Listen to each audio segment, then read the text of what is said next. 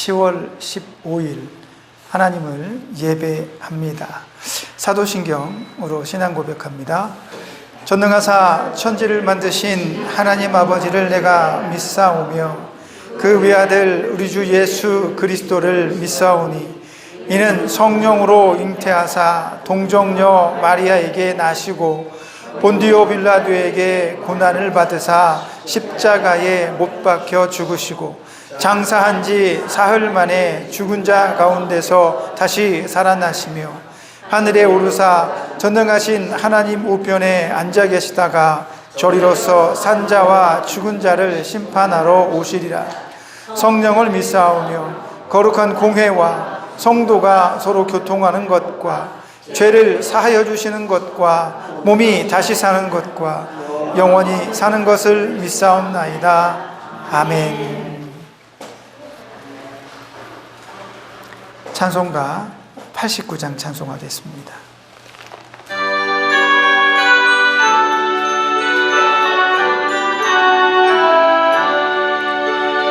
샤론의 꽃 예수 나의 마음에 거룩하고 아름답게 피소서.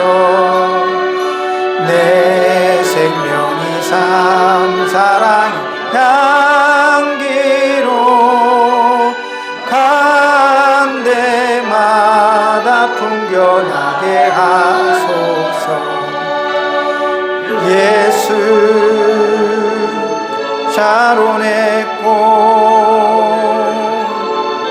나의 맘의 사랑으로 피소서. 샤론의 꽃 예수 이 세상에서 어느 꽃과 비교할 수 있으랴. 나의 삶의 한결같은 은혜와 사랑으로 가득하게 하소서. 예수 샤론의 꽃 나의 맘의 사랑으로 피소서. 샤론의 꽃 예수 모든 질병에 한이 없는 능력으로 고치사 고통하며 근심하는 자에게 그 신임과 소망 내려주소서. 아멘. 예수 아멘. 샤론의 꽃 나의 맘의 사랑으로 피소서. 샤론의 꽃 예수 길이 피소서. 주의 영광이 땅 위에 가득해 전하 만민 주님 앞에 엎드려 경배하며 영광 돌릴 때까지. 예수 샤론의 꽃 나의 맘의 사랑으로 피소서.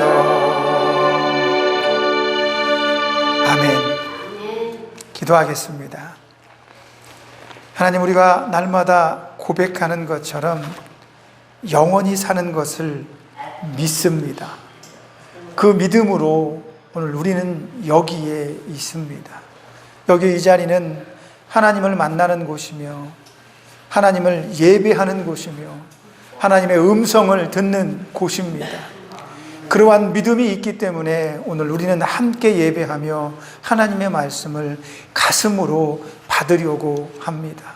내가 영원히 살아가야 할 그 나라의 주인 되시는 당신의 말씀에 귀를 기울이고자 합니다. 우리가 찬양했던 것처럼 샤론의 꽃처럼 우리 마음속에 활짝 예수의 꽃이 피게 하셔서 우리가 행복하게 하시고 염려가 없게 하시며 내 속에 있는 모든 불안함들이 날아가는 역사가 나타나게 하여 주옵소서. 그러므로 우리 육신의 질고가 벗어지게 하시고 육신의 아픔이 나음을 입게 하시며 우리가 속히 치료되는 역사도 경험케 하여 주옵소서. 세상에 그 누구도 시간과 세월을 이길 수는 없습니다. 그러나 그 시간과 세월도 내 믿음은 이길 수 없는 줄로 고백하오니 하나님 붙잡아 주셔서 아무리 시간이 가고 세월이 가서 내 연약한 육신이 드러난다 할지라도 내 마음은 더욱더 천국과 가까워지게 하시고 하나님과 가까워지게 하여 주옵소서. 이 시간도 그런 마음 가득히 품을 수 있도록 말씀으로 은혜를 덧입혀 주시고 깨달음을 주시며 우리의 굳어진 생각 속을 뼈와 골수까지 쪼개시는 성령의 능력으로 쪼개어 주옵소서. 그 어떤 사단의 회방도 방해도 이겨낼 수 있는 귀한 예배의 시간이 되게 축복해 주옵소서. 주께서 함께 하실 것을 믿습니다. 예수님의 이름으로 기도합니다. 아멘. 하나님 말씀은 갈라디아서입니다. 갈라디아서 3장 23절에서 29절 말씀까지 한번 다 같이 찾아보도록 하겠습니다. 갈라디아서 3장 23절에서 29절입니다. 찾으신 것으로 알고 한 절씩 교독하여 읽고 마지막 절은 함께 읽겠습니다.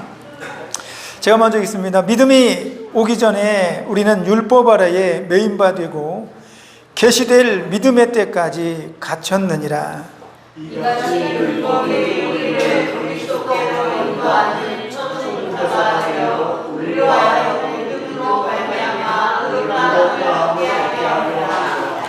믿음이 온 후로는 우리가 초등교사 아래 있지 아니하도다. 너희가 다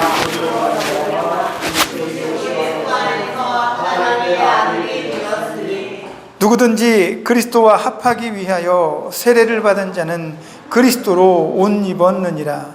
너희는 유대인이나 헬라인이나 종이나 자유인이나 남자나 여자나 다 그리스도 예수 안에서 하나이니라. 다 같이 너희가 그리스도의 것이면 곧 아브라함의 자손이요 약속대로 유업을 이을 자니라. 아멘. 오늘 본문의 말씀을 의지해서 율법보다 은혜라는 제목으로 하나님 말씀 전해드리도록 하겠습니다. 이 본문의 성경 내용은 바울이 갈라디아 지방에 있는 교회들에 쓴 편지입니다. 이 편지에는 바울이 얼마나 그들을 사랑하고 애정을 느끼는지 담뿍 담겨 있습니다. 왜 그럴까? 지금 이 갈라디아 지방에 있는 교회들에는 문제가 하나 발생이 되었습니다. 그 문제가 뭐냐면 이 지방 사람들은 고을 지방이라고 해서 고대의 고을 지방이라고 해서 지금은 프랑스 지역 어디입니다. 그런데 그 지역에 사는 사람들은 굉장히 호전적이에요. 그리고 새로운 것들에 대해서 호기심이 많고 그것을 배우고 싶어하고 그것이 무엇인지 관심을 갖는데 굉장히 탁월한 사람들입니다. 그런데 이 지역에 바울이 전도 여행을 3번을 갔거든요. 근데 1차 전도 여행 때 복음을 그 지역에 쫙 하나님의 말씀을 선포하고 뿌렸더니 그 안에서 복음이 싹을 틔우고 열매를 맺기 시작했습니다. 그래서 교회가 세워지기 시작을 한 거죠. 물론 많은 신학자들이 논쟁이 있긴 하지만 갈라디아 교회는 바울이 세운 교회는 아니라고 얘기를 해요. 그가 뿌린 복음의 기초에서 세워진 교회들이 아닌가 하는 이런 추측들이 있습니다. 어쨌든 중요한 것은 그렇게 자기들이 복음을 전하고 난 뒤에 세워진 교회들을 바라보는 그 바울의 마음 속에는 애틋한 마음이 있겠죠. 우리가 가서 복음을 전했더니 그 지역에 교회가 세워진 겁니다. 하나님을 따르는 그리스도인들이 생겨나게 된 것입니다. 그런데 어느 날 소식을 들으니까 그 교회들에 문제가 생기기 시작을 했습니다. 그 문제의 원인이 무엇인가 살펴보았더니 이 갈라디아 교회뿐만 아니라 물론 다른 지역에서도 비슷하게 일어나는데 특별히 이 지역에서 많은 그런 논란들이 일어났어요. 왜 그런 논란이 일어났을까 보니까 교회들마다 예수를 믿는 사람들이 늘어나기 시작을 했습니다. 그리고 많은 이방인들이 교회 안으로 들어왔죠. 그래서 사람들이 이스라엘의 하나님이 모든 인류를 구원하시기 위해서 예수를 우리에게 보내주셨대. 그들뿐만 아니라 우리도 예수의 이름을 믿으면 누구나 다 구원을 받을 수 있고 영원한 하나님 나라에 살 수 있게 된 거야. 이 소식은 그들에게는 굉장히 큰 즐거움과 기쁨이며 희소식이었죠. 그래서 사람들이 교회 안으로 들어왔어요. 근데 이런 들어온 사람들의 무리들 가운데 가만히 보니까 이방인들만 있는 것이 아니라 유대인들도 포함이 되어 있더라는 겁니다. 근데 유대인들은 예수 그리스도를 믿음으로 영접하고 받아들였음에도 불구하고 이 사람들이 한평생 살아왔던 율법이라고 하는 그 제도들이 몸에 익숙했겠죠. 그러다 보니까 고민이 생기는 겁니다. 이거 믿음만 갖고 되겠어? 예수의 이름만 믿는다고 구원을 받겠어? 내가 성경을 우리는 어렸을 적부터 잘 배워왔고 많이 배워왔고 하나님이 말씀하신 율법도 우리는 잘 준수했기 때문에 우리가 이방인들보다는 하나님에 대해서 좀 잘 알지 않겠니? 그러니까 우리 말을 한번 들어봐. 믿음을 가지는 건 좋은데 그 믿음에다 율법을 더하면 더 좋을 것 같아. 그래서 하나님의 말씀처럼 주일 성수할 때 안식일로 지키자. 그리고 우리는 율법을 준수하며 할례도 받자. 이런 주장들을 하기 시작을 했습니다. 그러니까 유대인들 사이에선 더 좋을 것 같아. 그럴 것 같아. 그게 맞는 것 같아. 그러니까 유대교인들 가운데에서 이 교회를 회방하려고 하는 일부 무리들이 어쩌면 나쁜 의도를 갖고 교회 안에서 활동하기 시작한 것 같아요. 그 사람들을 유대주의자라고 불렀습니다. 그런데 이 사람들이 교회 안에서 그런 활동을 하면 할수록 교회에는 분란이 생기기 시작을 했어요. 바울 선생님과 12명의 제자들이 이방인에게 확산된 복음, 우리에게까지 허락된 이 구원의 기회를 설명할 때 율법은 우리에게 한 번도 이야기한 적이 없어. 아니, 율법이 그렇게 믿음보다 중요하다고 가르친 적이 없는데 이상한데 우리가 꼭 율법까지 따라야 되나? 우리가 예수님을 믿는데 율법까지 같이 하니까 이건 마치 우리가 유대인이 된 것 같아. 맞아, 틀려 하는 이런 분쟁들이 일어나기 시작했다는 거죠. 그러니까 교회가 혼란스럽습니다. 네가 맞네, 내가 맞네, 너는 틀려, 아니야, 이렇게 돼야 돼. 어떤 사람들은 이거 어떻게 내가 구원받지? 고민스러운 일들이 벌어집니다. 이런 소식을 들은 바울이 그들이 가지고 있는 그 고민, 그들을 혼란스럽게 하는 유대주의자들의 그 기초적인 생각이 어디에서부터 기인했는지 바울은 너무나 잘 알고 있기 때문에 오늘 그들에게 믿음에 대해서, 구원에 대해서 아주 정확하고 명확하게 그들에게 결론을 지어줍니다. 여러분, 고민하지 마십시오. 그렇게 염려하지 마십시오. 구원을 받으려면 오직 이것만 있으면 됩니다라고 오늘 본문의 말씀에서처럼 이야기를 합니다. 이 갈라디아서 전체에서 보면 1장부터 2장, 3장, 5장, 6장 이런 데 보면 이 유대주의자들과 이방인 그리스도인들하고 자주 부딪히는 이런 일들이 벌어지게 됩니다. 바울이 그런 모습을 보면서 그들에게 강력하게 말하고 있습니다. 바울은 누구보다 이 사실에 대해서 명확하게 체험하고 경험한 사람들입니다. 사도행전 1장을 보니까 바울이 오늘 본문의 말씀 갈라디아서 서론에서도 마찬가지지만 여기에 복음이 증거되고 이방인들에게 복음이 확산되어지는 이런 모든 일련의 일들이 어디에서부터 시작하냐면 사도행전에서부터 시작을 합니다. 사도행전에 보면 12명의 제자들과 베드로 그리고 예수님의 사도들이 이방인들을 향해서 복음을 증거하기 시작을 합니다. 유대인뿐만 아니라 이방인들에게. 그러면서 그 대표적인 신뢰가 스데반 집사죠. 복음으로 구원을 받습니다. 여러분, 예수님의 이름으로 구원을 받을 수 있습니다. 이건 모든 사람들에게 합당하게 일어나는 하나님의 은혜입니다 라고 말했습니다. 그랬더니 사람들이 어떻게 합니까? 스데반을 돌로 죽였죠. 그 스데반의 죽음에 직접적으로 연관이 있는 게 바로 바울 사도. 바울이라는 이름으로 변하기 전에 사울이 그 자리에 함께 있었습니다. 바울은 생각했습니다. 내가 사울일 때, 내가 예수님의 복음을 들었을 때, 내가 유대인으로서 예수님의 복음을 들었을 때 나도 그런 기분이었어. 이건 말이 안 된다고 생각했어. 나는 돌로 스데반을 쳐 죽일 때도 그것이 당연하게 옳은 것이라고 굳세게 믿었어. 그뿐만 아니야. 나는 예수님을 믿는 수많은 사람들을 잡아서 옥에 가두고 죽음으로 내몰았어. 그러면서 나는 그게 한 번도 틀렸다고 생각한 적이 없었어. 왜? 율법에는, 하나님의 말씀에는 내 조상들은 그 조상의 조상인 아브라함 때부터 모세 때부터 내려오고 제정되었던 이 하나님의 법에는 그렇게 하라고 가르치고 있기 때문이야. 어렸을 적부터 율법에 통달하고 유대인 중에 유대인이었던 이 바울은 처음 예수 그리스도의 복음을 들었을 때 그런 반응이었습니다. 당연히 이단이고 하나님을 모독하는 것이고 있을 수 없는 일이고, 이 복음이 하나님의 구원이 유대인뿐만 아니라 이방인들에게까지 전수되는 건 낭비라고 생각했습니다. 그래서 그런 말을 하는 사람들은 당연히 죽여야 된다고 믿었던 거죠. 그런 사고방식에서 예수님을 믿다 보니까 유대인들 입장에서는 예수의 이름만 믿으면 구원을 받습니다 라고 말하는데 정말 그걸로 될까라는 생각을 가질 수도 있는 겁니다.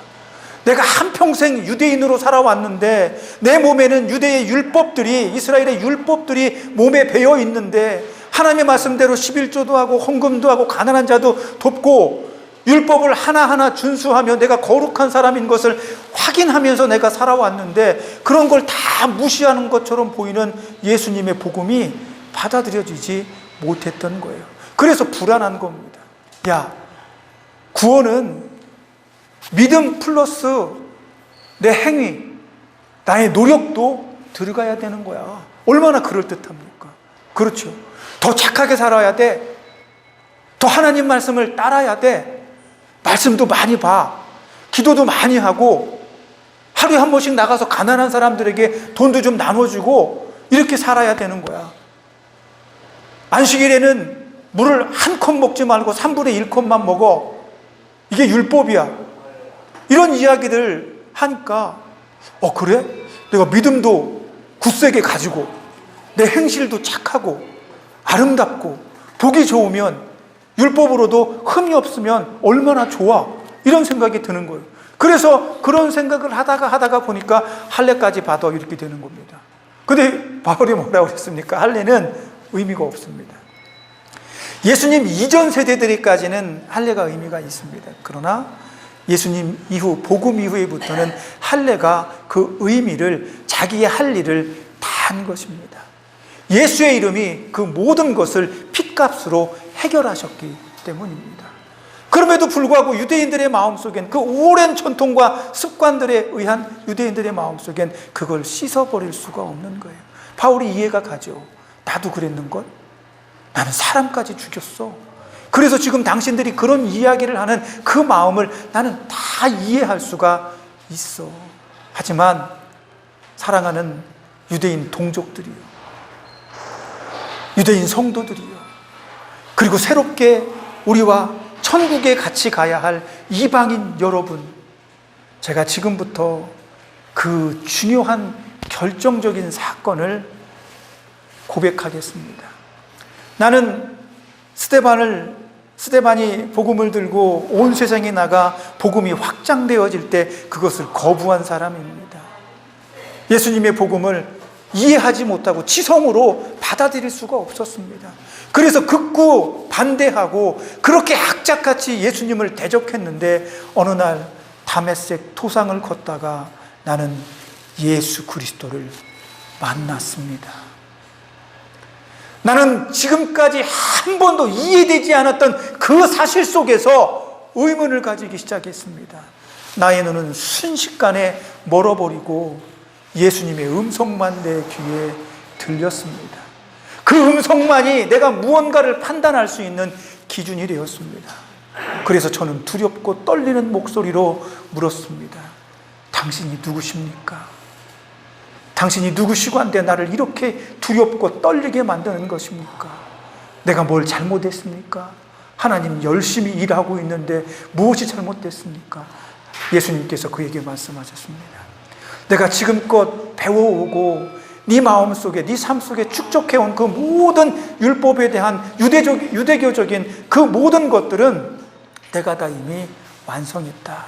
나는 네가 옳다고 여기고 핍박하는 예수다라고 예수님이 그의 귀에 들려주십니다. 바울은 고민했죠.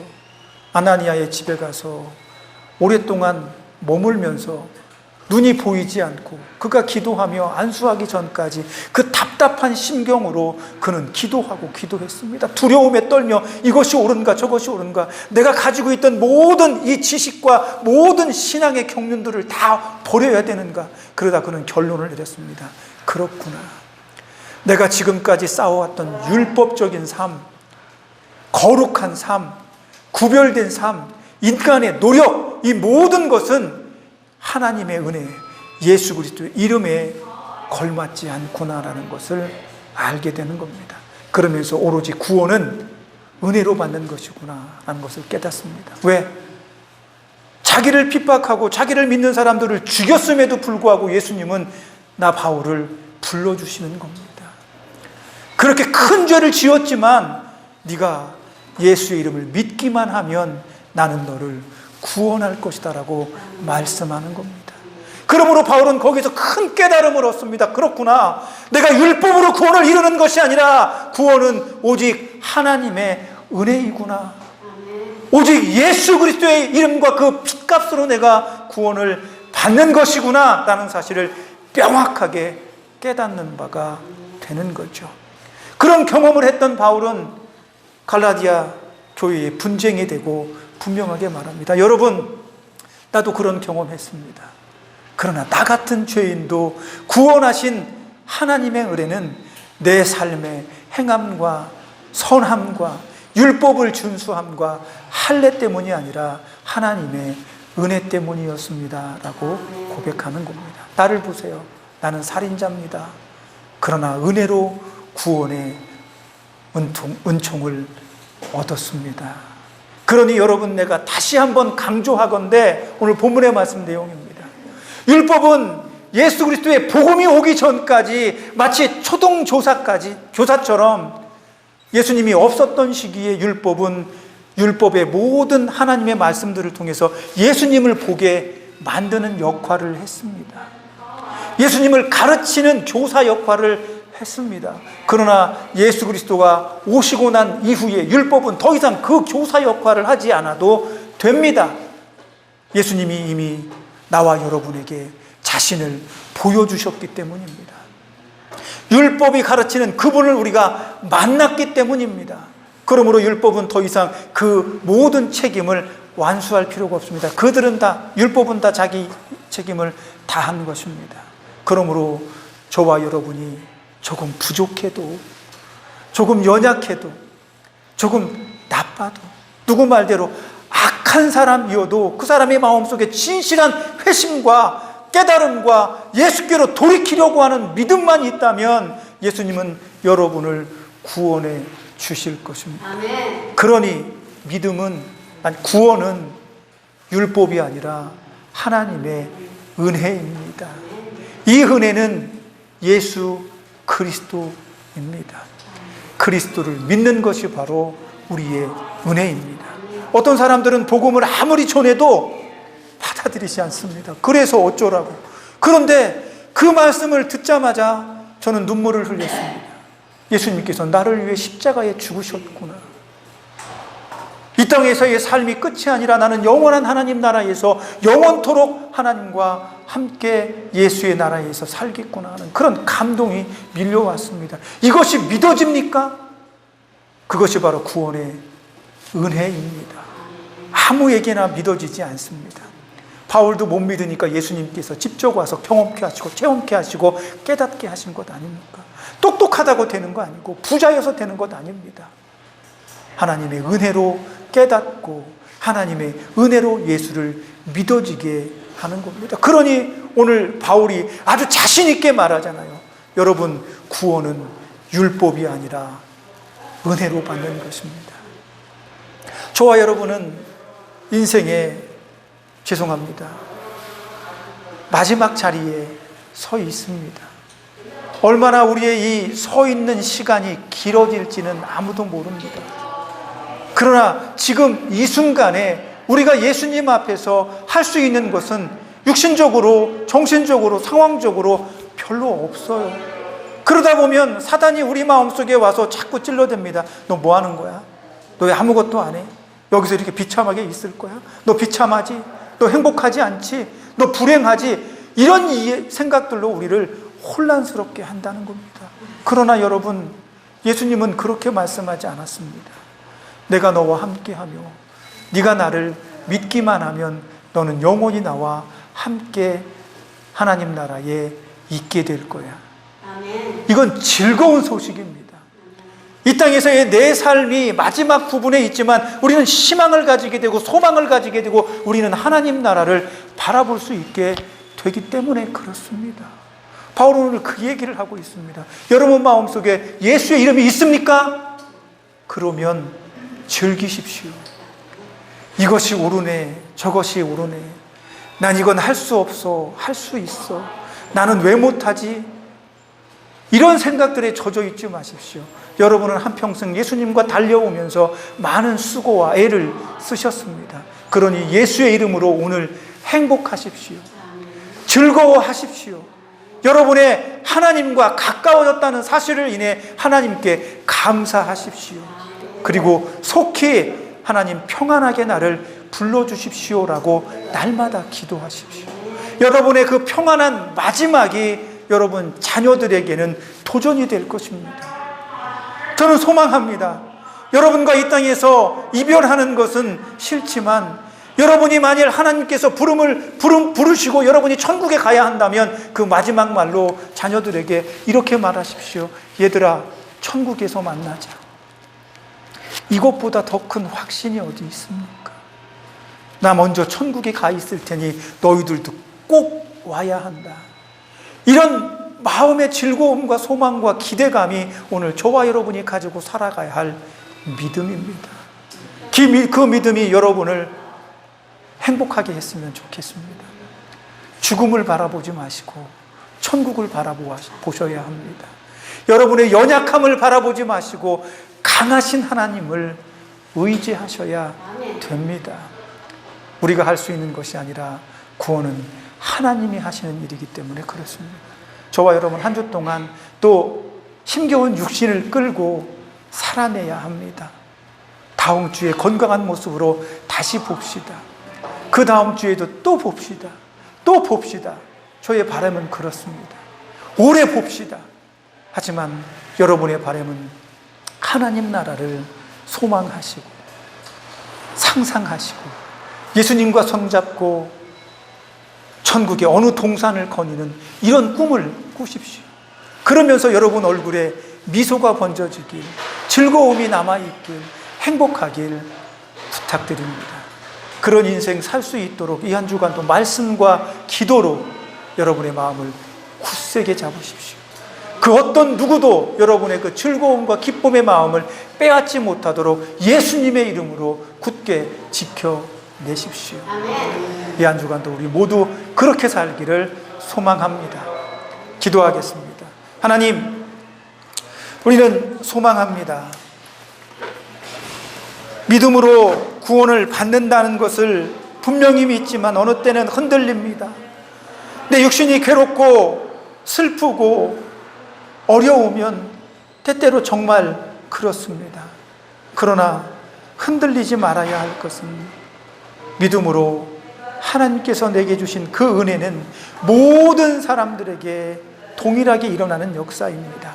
나같이 부족해도, 연약해도, 조금 나쁘고 악해도 예수 그리스도의 이름이 우리를 구원할 것이라는 것을 믿기만 한다면 우리는 하나님의 구원에 참여하는 자가 될 것입니다. 이 시간도 우리의 마음을 굳세게 하셔서 한 주 동안도 이 즐거움과 기쁨을 절대로 빼앗기지 않게 하여 주옵소서. 내 육신의 연약함이 짓누른다 할지라도 예수의 이름을 굳게 붙잡고 감사와 즐거움으로 나아가게 하여 주옵소서. 예수님의 이름으로 기도합니다. 아멘. 찬송가 하겠습니다. 293장입니다.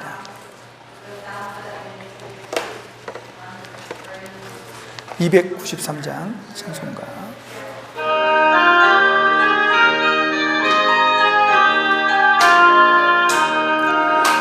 주의 사랑 비칠 때의 기쁨 오네 아멘.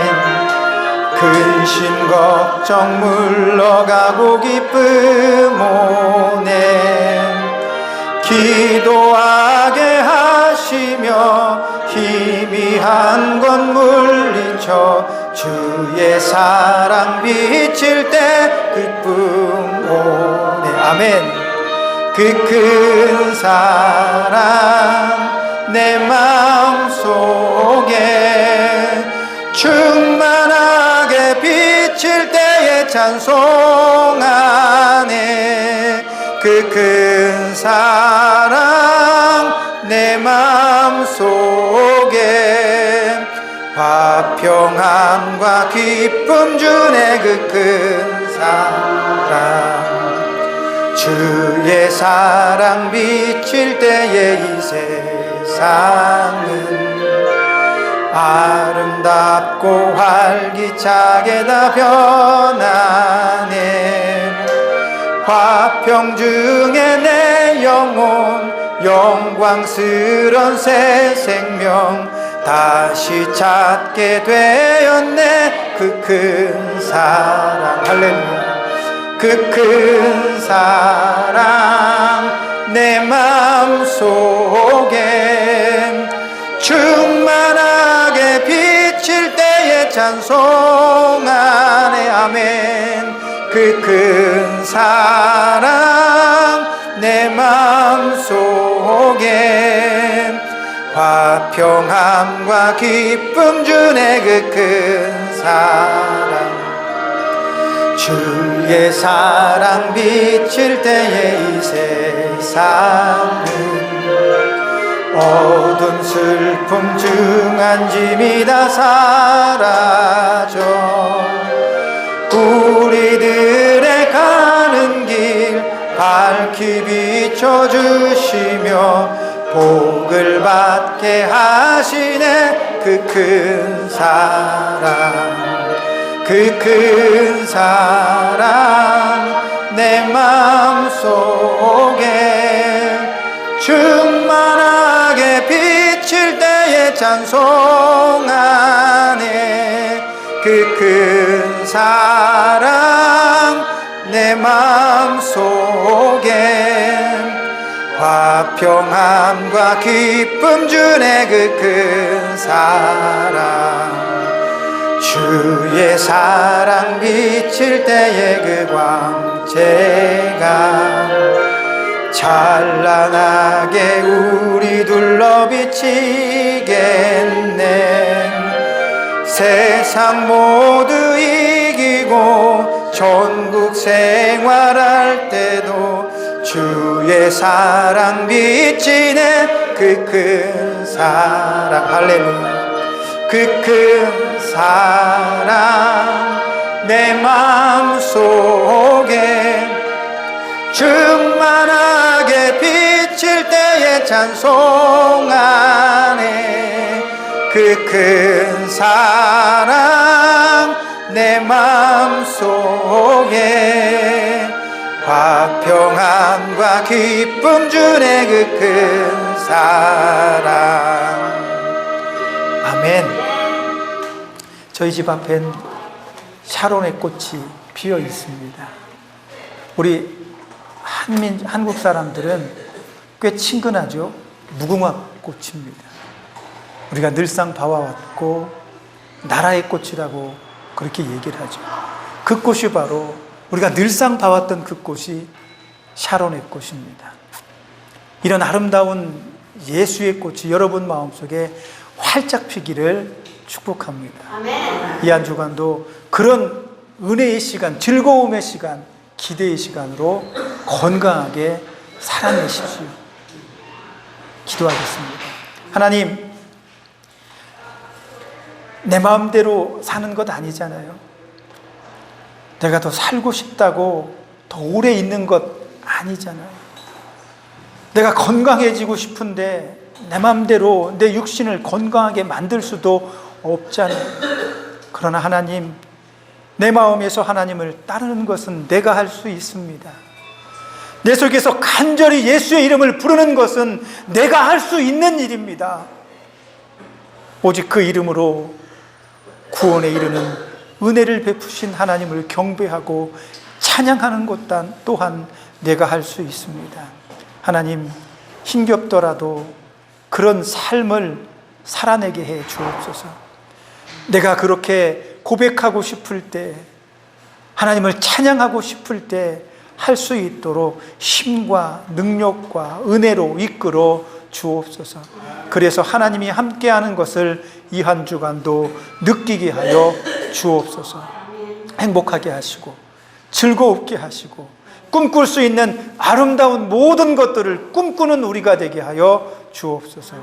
천국에서 영원히 함께하며 그 동산을 거니는 아름다운 상상이 나를 살며시 미소 짓게 하고 웃을 수 있는 즐거움으로 만들어 주옵소서. 이제 우리 모든 마음을 하나님께 의탁하고 예수 그리스도께 맡겨드리오니 우리를 그 아름다운 천국의 세계로 이끌어 주옵소서. 예수님의 이름으로 기도합니다. 아멘. 이제는 우리를 죄에서 구속하신 예수 그리스도의 구속의 은혜와 하나님 아버지의 크신 사랑하심과 성령님의 감동과 내주하시며 교통하시는 은혜의 역사가 하나님의 사람으로 예수의 이름으로 구원받았다는 즐거움으로 일평생 천국을 소망하며 살기를 원하며 한순간도 예수의 이름을 놓치지 않기를 원하는 여기에 모인 사랑하는 성도들 머리 위에 저들이 사랑하는 가족과 저들이 사랑하는 교회와 저들을 치료하는 이 병원과 돕는 손길들 위에 그리고 우리가 사랑하는 이 나라 이 민족 위에 이제로부터 영원까지 함께 있을지어다. 아멘.